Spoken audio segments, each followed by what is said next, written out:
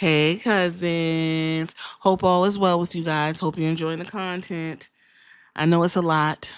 It's a lot for me, but I enjoy doing it and we have a good time because y'all are hella funny in these comments. Too funny. So funny. More, you probably should have a podcast too. Or somewhere where you giving your opinions and thoughts on pro wrestling because I be in here giggling my ass off. Anyway, we're going to keep up with the Curious Case series. I like it because I get to learn these wrestlers as I go. You may already know, and that's cool. I don't, okay? I didn't really like how y'all kind of slept on my girl Madison Holiday of Evolve right now. I ain't like that. That's probably one of my lowest viewed videos. Like, I thought y'all wanted to know these girls. Go over there and learn who Madison Holiday is. She is one to watch. And when she blow up, don't be like, oh, I know about that. No, no, no, no, no, no. You ain't gonna know if you're not listening. Shout out to the folks that go back and listen to my old stuff. I do appreciate that. I be like, oh, you went back bad when the quality was really like super janky. But you know what they say? Put it up. That's what they say. Put it up. Let's get into it. You see the banner. Queen Amanita. I've heard a lot about her through Black Wrestling Podcast. Uh they all have like the information on the up and coming black wrestlers. Shout out to them. And so that's where I heard about her. And she was the champion for, is it Pan African Wrestling Promotion? Yes. She took a really cool picture with the Pan African Wrestling title, and it was real nice and whatever, was moving. Anyway, since then, she has made some serious strides in the wrestling world, and we're going to go ahead and touch on some of them things, and I'm going to tell you why I enjoy watching and learning and seeing more of her, even though she is in Ring of Honor purgatory right now. Queen Amanita. Her name is Amanita Sila. Please, I'm trying Cylla. Okay, she is out of Guinea. That is on the continent of Africa. Yes. She is 5'9", 145. Beautiful body, beautiful face, beautiful, beautiful. She displays her culture and her community well. Love it, love it, love it. Train Ohio Pro Wrestling Academy started in 2017. Amanita, better known as Queen Amanita, is a Guinean professional wrestler. She's signed to All Elite Wrestling now, and AEW sister promotion Ring of Honor is where she is at most of the time, where most of the black um, athletes are lingering right now are in Ring of Honor. She's known for her time in Ohio Valley Wrestling and on the American Independent Circuit. Early life, Queen has stated she immigrated from Guinea to the United States in April of 2013, having previously lived and studied in Paris, France. While there, Celia, last name, I'm going to just go by her first name, y'all.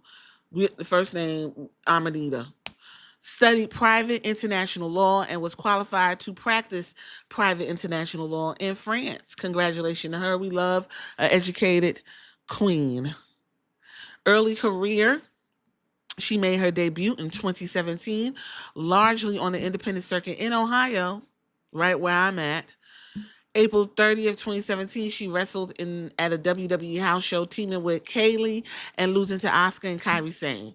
In 2020, she wrestled in Japan for various promotions, including Sendai Girls, and she is known for her work for MCW Pro Wrestling. That is an independent regional wrestling promotion based in Joppa, Maryland, if anybody didn't know. It was regularly run events in the mid-Atlantic region. So it's an old to go wrestling company. All Elite Ring of Honor, April 7th, 2021, she made her AEW debut on Dark. Remember that show? Dark and Dark Elevation? Yeah, those were the days, huh? Teaming with Amber Nova and losing to Big Swole. Y'all remember Big Swole? Yeah, I remember Big Swole. Big Swole had a lot of potential. Lot. And AEW wore this woman out, and she hasn't been wrestling since. I haven't really seen her here and there. We'll say here and there.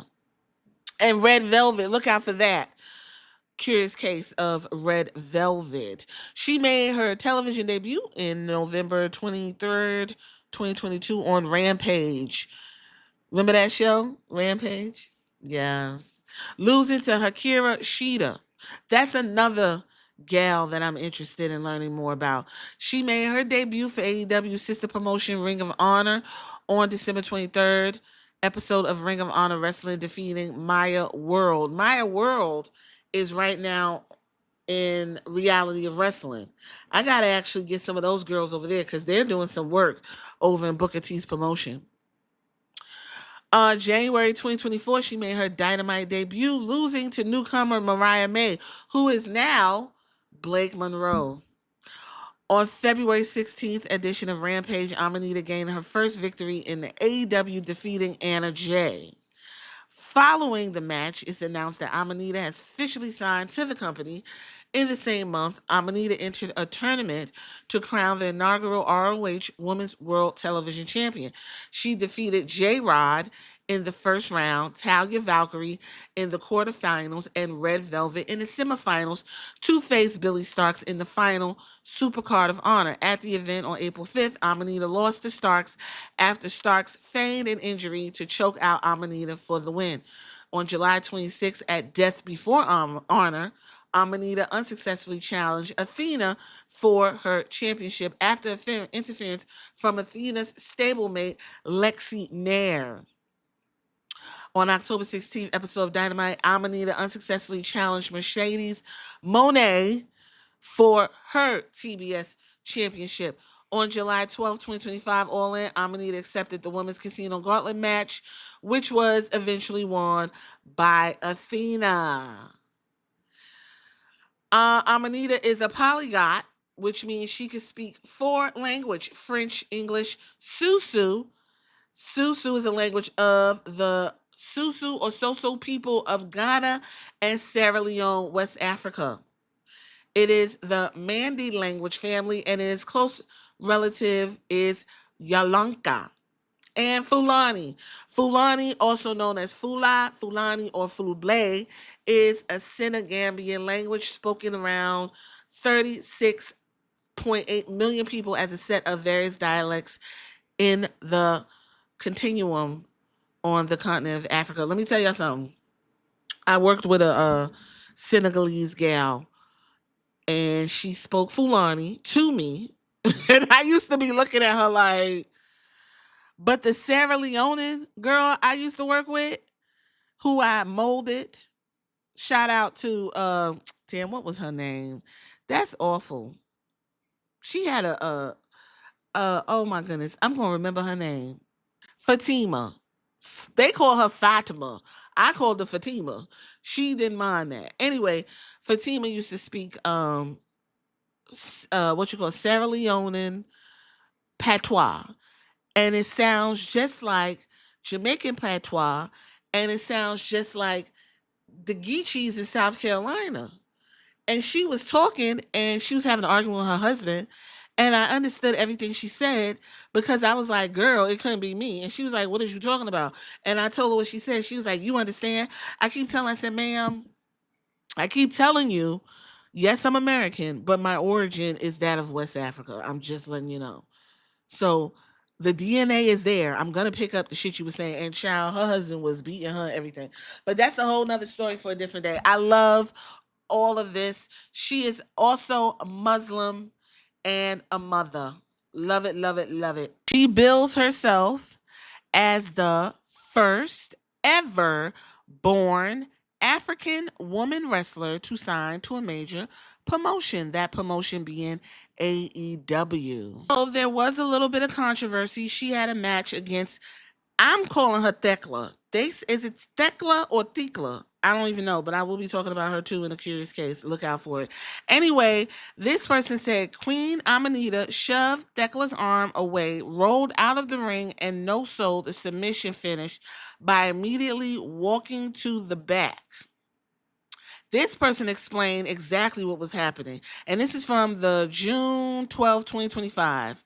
They said Amanita did a quick tap to sell the danger of the submission to prevent being hurt, choked out. Thekla held her down in a humiliating position for as long as she held the submission. Amanita responded to being humiliated. Do you folks not understand wrestling?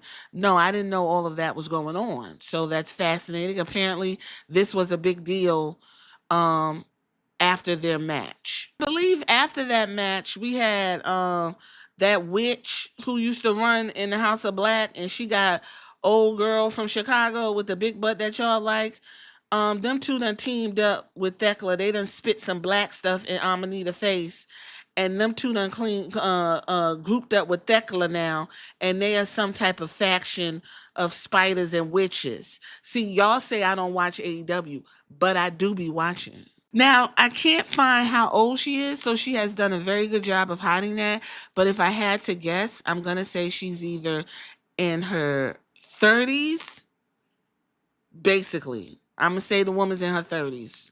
MJF gave her some, some shine, said he would love to see her with a title around her waist. And I agree with MJF. So here's a fun article, and then we'll wrap it up. They said, what did your parents say when you told them you wanted to wrestle? She said, oh, Lord, why do you have to go there? I had to hide it from them until I made it. And when I made it, it was too late to tell my dad because he passed. My mom doesn't even support me. But you know what? She likes the money part of it, so let's put it that way. Oh, yikes. Sounds like a little point of contention. Now, I'm going to make it speculate. And y'all can get in the comments if you don't agree. A lot of parents want more for their children, and it is well known that a lot of parents from the African continent really put a lot of pressure on their kids to go into more STEM based driven, you know, positions. Remember, she's educated and was going to be a lawyer in France, or could have practiced lawyering in France, but she chose to do this, and her mom ain't down for that. So that's interesting. What's the hardest part about being a professional wrestler? She said, honestly, at the beginning, I thought it was going to be the booking part, but it's the traveling part. The traveling part is really, really hard. You just in and out. It's the worst part. She said, he said, what's your first experience with golf? And she said, I'm not going to lie. I don't know anything about golfing, but I support all types of sports. I don't know. I'm going to try to stay sexy and juicy. I'll do my best. I'm here to support. So she's out there at a golf tournament for Neo's fundraiser, and she was just letting people know that she's juicy and sexy, and she is there to support anybody who is there that's supporting her. So with all that being said, I think Queen Amanita is a hard hitter.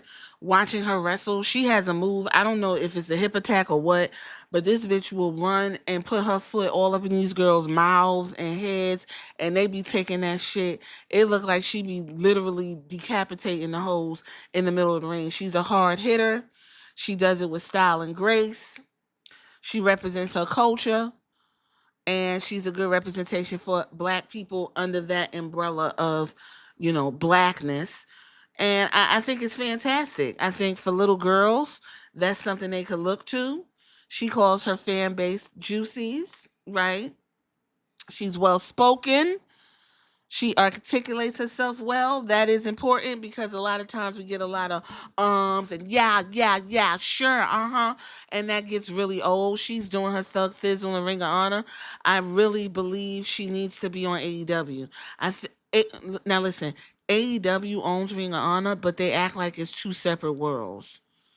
She has been getting more shine on Dynamite, but not enough. I think they got her mixed up with the Thekla in them. I want to see what happens with that. Hopefully that wasn't a one-off after she got missed it in the face with the black stuff. Maybe the black stuff will turn her bad and she joins, with the witch and old girl with the big butt and Thekla. Maybe we'll see what this storyline holds, because AEW and their storylines, child, I don't know. But I'm gonna leave it right there, and y'all tell me, what do you think about Queen Amanita? Are you excited for what is to come in her wrestling future? Talk to you.